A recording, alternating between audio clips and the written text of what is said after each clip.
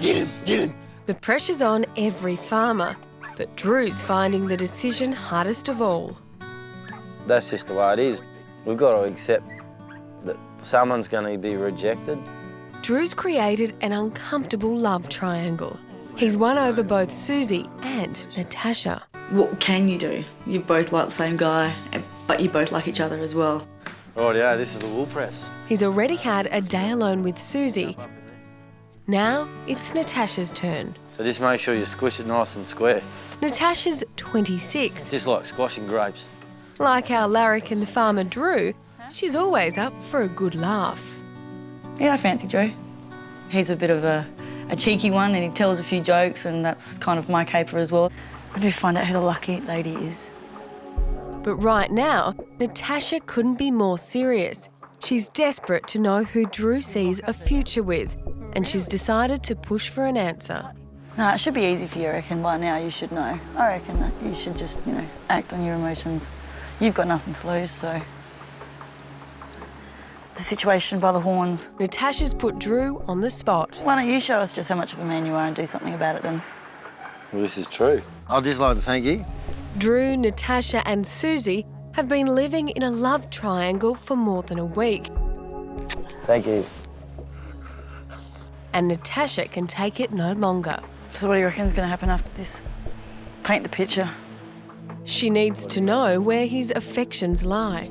It's too much at risk here, Drew. Too much at risk. Too much at risk, I think. She did put the hard words on me, basically, and I respect that. I think it's in your best interests if you make the moves.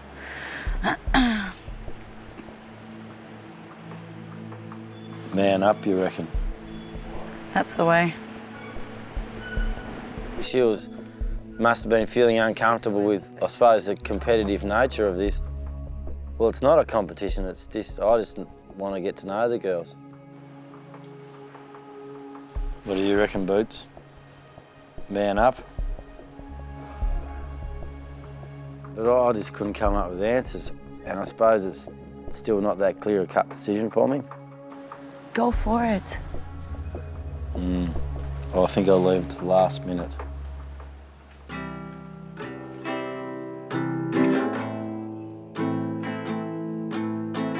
With no clear answer from Drew, Natasha is confused and shattered and fearing the worst. He was just being a nice guy and, not trying to hurt my feelings or something, I don't know.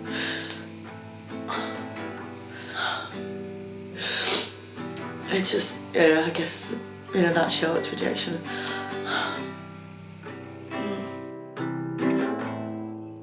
I'm not going to just lead her on, and I haven't led any of the girls on, really.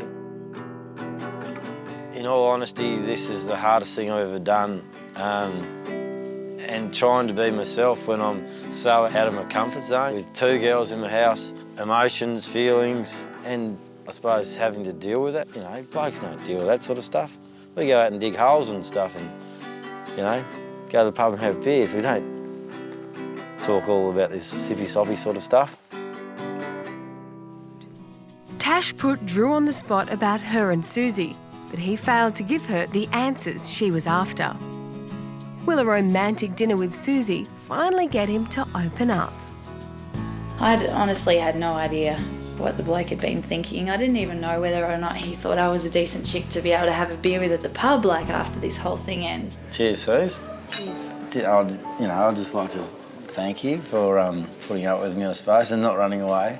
It was nerve-wracking because it's been a long time since I've been out for dinner with a girl like this, one-on-one sort of thing, but, it was so easy just to sit there and have a few wines and chat and stuff. I haven't given you much. Yeah, you haven't. You haven't at all. But, you're a bloke for a start.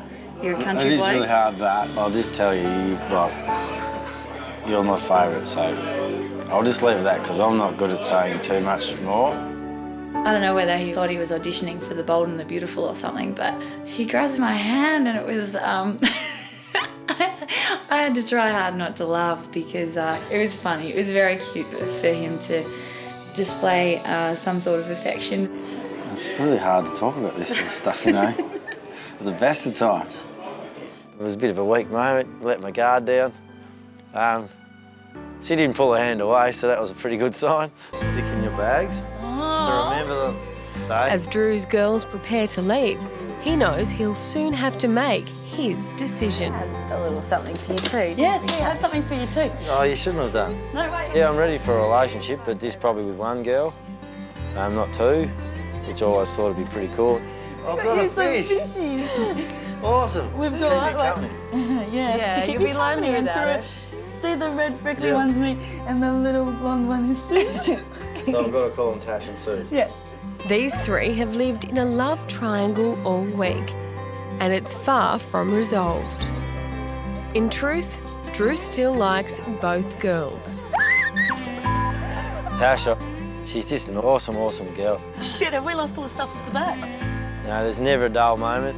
2 flew over the cuckoo's nest. Over. What the hell? There's not a bad word you can really say about her.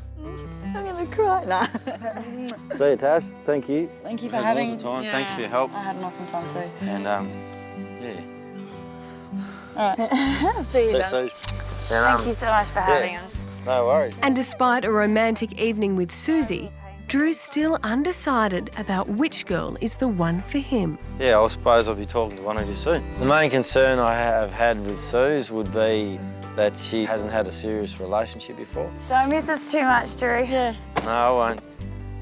Yeah, I'm not great at relationships. I'm a bit of a single queen. I'm always scared of hurting someone, I think, as ridiculous as that sounds. See ya. Yeah. Bye-bye. Potential for love.